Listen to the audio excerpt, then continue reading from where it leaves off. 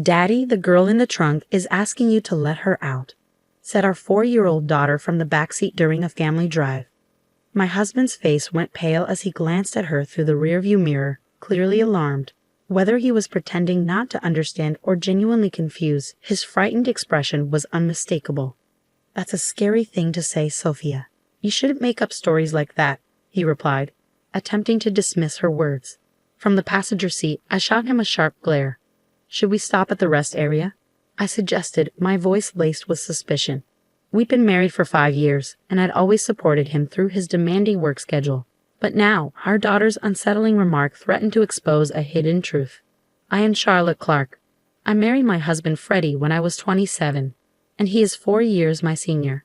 The following year, our daughter Sophia was born, and she has grown up to be a healthy, lively 4-year-old. Our family life was busy but filled with happiness. How about going to the zoo next Sunday?" Freddie suggested brightly. "Yay, I want to see the giraffes," Sophia exclaimed. Their cheerful exchange brought a smile to my face. Freddie had always been kind and attentive since we started dating, a quality that hadn't changed even after we got married and Sophia came along. On his days off, he loved spending time with us, taking part in family activities with enthusiasm. I often found myself thinking how lucky I was to have such a devoted husband and father for our daughter.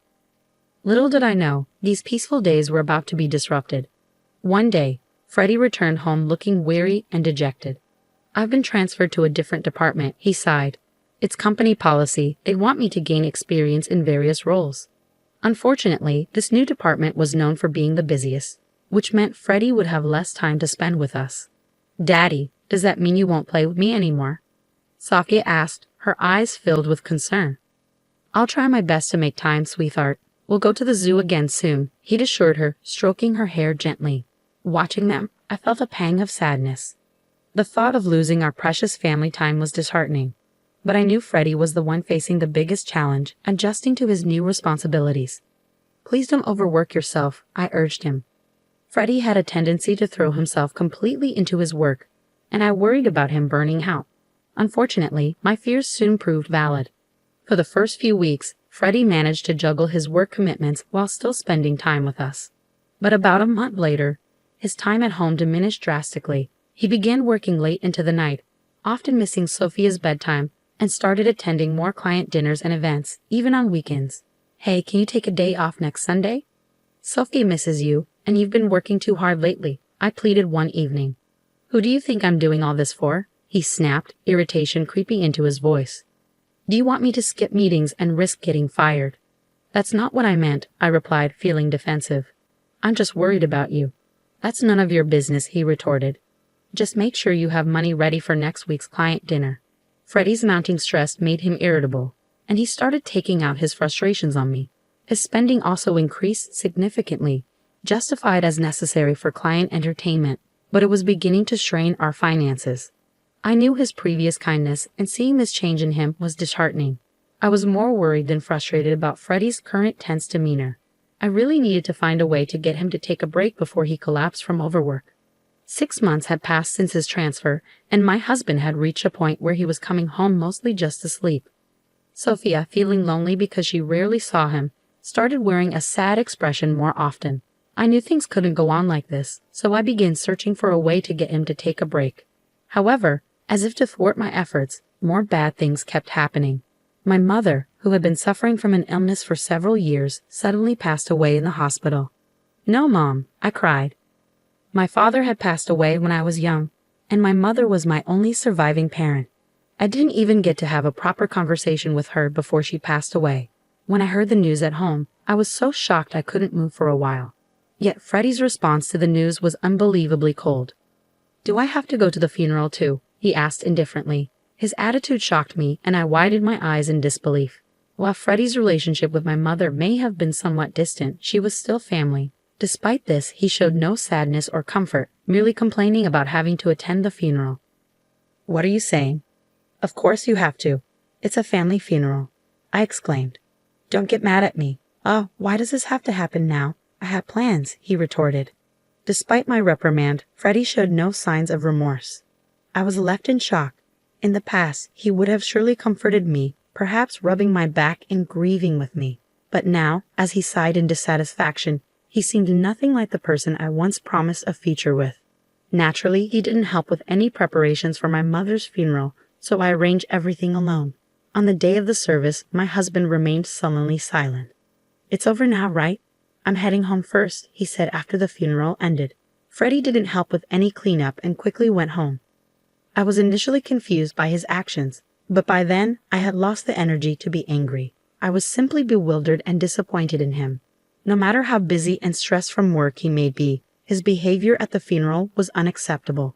When did my husband become such a cold person? "Mom, Sophia will help you," said my daughter, trying to comfort me despite the frustration with him. I finished cleaning up with my daughter by my side, and before heading home, I decided to stop by my parents' house for a short while. It wasn't far from where we lived, and I wanted to reminisce about my mother after saying my final goodbye. Though the decision was led by my heart, it felt right. When I arrived at my parents' house, burdened by grief, I discovered something shocking. "Mom, wait a moment," Sophia suddenly exclaimed as soon as we entered the house. Her expression changed and she dashed straight into the back room. Although I had taken her to visit my mother's place several times before, I had never seen her behave like this. Hurrying to follow her, I found Sophia opening the second drawer from the bottom of the dresser, as if drawn to it by some unseen force. "Mom, Grandma wants you to have this," Sophia said. I looked at the old hand mirror she was holding and caught my breath. The mirror had always been precious to my mother. She had treasured it so much that even I rarely saw her use it, and I didn't even know where she kept it. There was no way Sophia could have known about the existence of this hand mirror. "How did you know it was here?" I asked, astonished. "And what do you mean Grandma wanted me to have it?" "When Grandma was sleeping earlier, she told me that you were sad and asked me to give this to you," she answered innocently. I couldn't hide my surprise. I didn't think it was a coincidence, so I decided to ask Sophia some questions about things she couldn't possibly know, like tomorrow's dinner menu, what I was thinking about, and even thoughts I had during the funeral. To my astonishment, she answered every question accurately. I wasn't sure how long she had had it, but it seemed my daughter possessed a mysterious ability to know what people were thinking. "Wow, that's amazing, Sophia. You know everything," I said, stroking her head and feeling bewildered.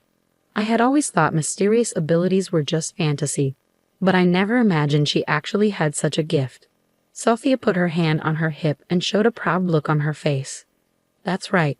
Sophia knows about Dad, too." "What do you mean?" I asked. What she told me was incredible and unforgivable. A few weeks after my mother's funeral, I casually mentioned my plans to Freddie one morning as he was about to leave for work. "By the way, I'm visiting my friend with Sophia next Sunday." Freddie abruptly stopped and frowned, looking genuinely troubled. "Really? Oh no, I'm off that day. That's too bad." Feeling the artificiality in his voice, I smiled quietly to myself. Now that I knew the truth, I realized there was no love left for Freddie inside me. On that Sunday, I left home with Sophia, killed about an hour, and then returned. "Dad, he's over there," Sophia said, pointing toward the garage. Taking a deep breath, I headed towards the garage with the shutter still down and lightly knocked on it. "Freddie, I know you're in there.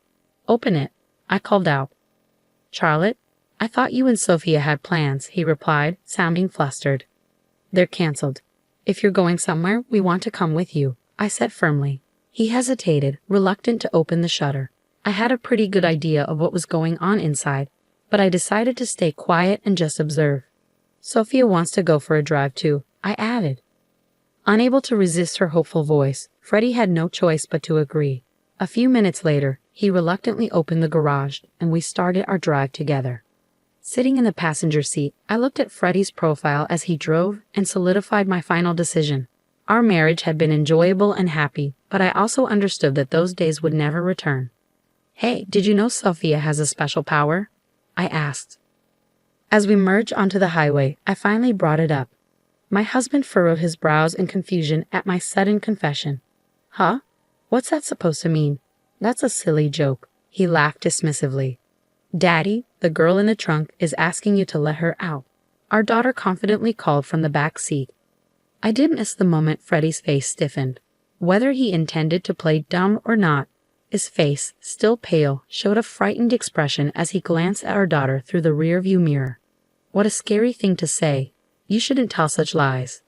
But it's true. Then should we pull over at the rest area? I suggested on behalf of Sophia, who was hanging her head.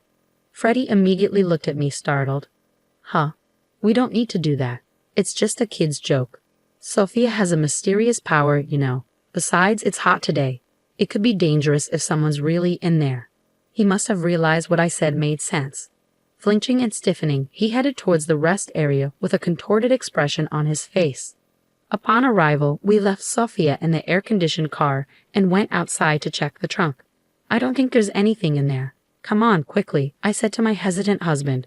Realizing he couldn't escape anymore, he nervously opened the trunk, breaking into a cold sweat. In the next moment, someone jumped out.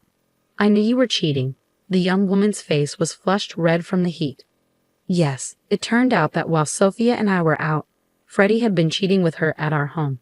Probably just as they were about to go for a drive, we came back unexpectedly, so he had no choice but to hide her in the trunk. No, it's not like that. She is a colleague from work. We were just working together, Freddie stammered, shaking his head nervously. Working together? In the trunk? I chuckled at the blatant and ridiculous lie while standing firm. Taking a piece of copy paper from my bag, I showed it to them. And what is this? It says, let's go on a drive date on Sunday. As the woman and Freddie looked at the paper, they turned pale. Their lovey-dovey email exchanges were printed on it. Thanks to Sophia, I had found out everything. On the day of my mother's funeral, at my parents' house, my daughter had confided in me. Daddy has been spending a lot of time with Scarlett lately. I'm sad because Scarlett is taking Daddy away from me. Just having witnessed Sophia's power, what she said made me suspicious, so I decided to investigate my husband for a while. Sure enough, I found undeniable evidence of his affair on his phone. I told you that fake plan because I wanted to punish you. It's a shame it turned into this kind of drive. Hey, it's unfair to look through my phone without permission, Freddie protested, shaking his body. His absurd remark made me burst into laughter. I had thought he was just too busy to come home, but most likely, during that time, he was with his affair partner, Scarlett. He probably used the expenses for dates with her. Despite all the complaints and taking it out on me, who exactly was being unfair here? By the way, I've been recording everything since earlier, I said, recalling all the grievances. I took out my phone from my breast pocket. I expected this would happen, so I secretly pressed the record button to capture evidence since we got into the car. And the evidence I've gathered isn't just messages and this video. I didn't tell you, but I also had hidden cameras in the house and garage. Scarlett, I know everything about you too.